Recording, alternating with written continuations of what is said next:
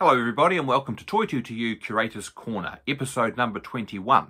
My name is Sean Brosnan. I'm a curator at Toy to Otago Settlers Museum here in Dunedin, and I began making these little stories about early Dunedin history during the coronavirus lockdown, and now I'm just keeping them going.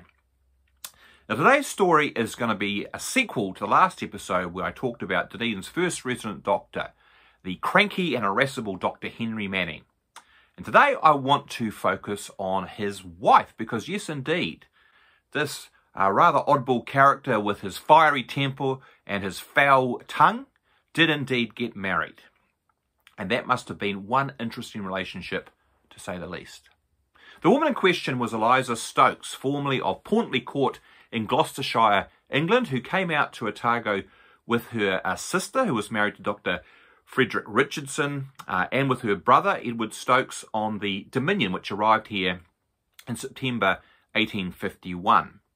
She was from a prosperous background, and straight away we can see how she was a good match socially for someone like Dr. Henry Manning, an English doctor out in the colonies.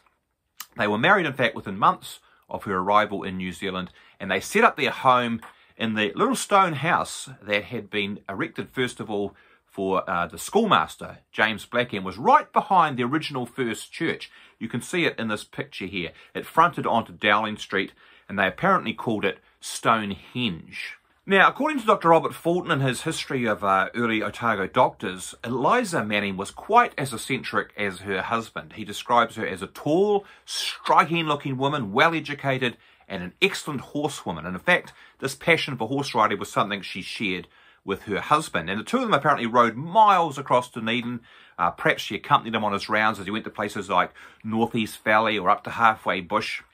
Now, whether she rode quite as fast as Henry Manning, because you might remember from the previous episode how he was prosecuted for furious riding along Princes Street, simply not known. But it seems unlikely, because she is noted for her peculiar habit of always riding with a fully open umbrella. And she did this both in Dunedin in the 1850s and then again when they moved down to Waripa in the Clutha district later on.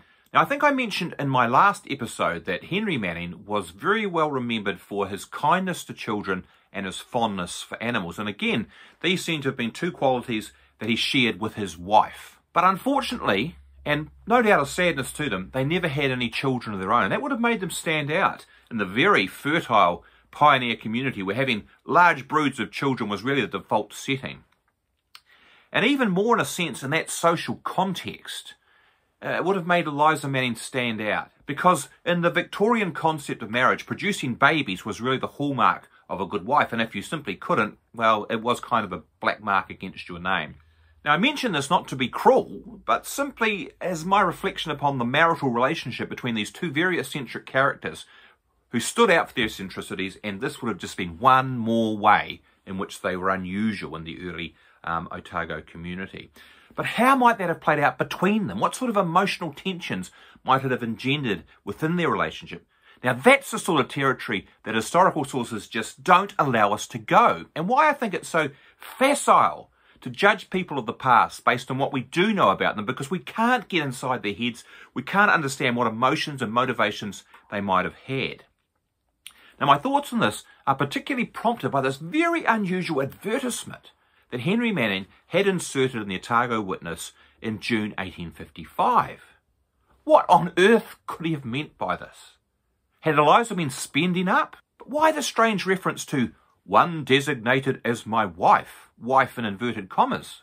You see, unfortunately, there's just no way of us knowing now what that was all about, and perhaps it isn't our business anyway. Somewhat intriguing nonetheless, that Dr. Manning was one unusual fellow, and his wife must have had her work cut out to live with him. That's all I can think anyway. But I do have one rather lovely story about the Mannings as a couple and their relationship with children that comes to us from Fulton's account when they were living down at Waripa in this beautiful cottage that they called Wood End, and which was a delightful spot apparently by a stream with a veranda covered in climbing roses, a really lovely, lovely spot.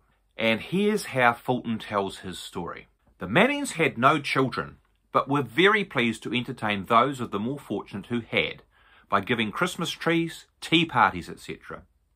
On one occasion, they asked all the children they could get, for some were not allowed to accept, owing to parental objection to the worthy couple, who were really not as bad as they were painted.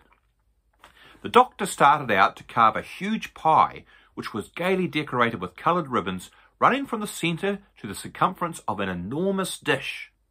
As he cut carefully along each ribbon, he lifted out a triangular slice of fine brown pie crust, which covered the lid of a cardboard box of wonderful shape and of still more wonderful contents.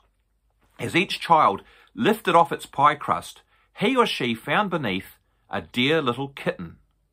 The delight of the youngsters present, and the grief of the absent ones when they heard the description of the feast and what they had missed, can well be imagined. There's one more story from Fulton about Eliza Manning that gives us one brief sentence in her own voice. This comes from a later period in life after Henry had died and she had lived on with one of her nephews in Wyndham. But she had become ill and was being sent up to Dunedin for a better care. But as the coach that she was travelling on was crossing a stream, it capsized into it, and most of the passengers were thrown violently out. One lady, when picked up, cried out, "Oh, the coach is upside down in the water! Poor Mrs. Manning must be killed! Where is she?" And a piping little voice from beneath the coach plaintively responded, "Poor Mrs. Manning is not dead yet."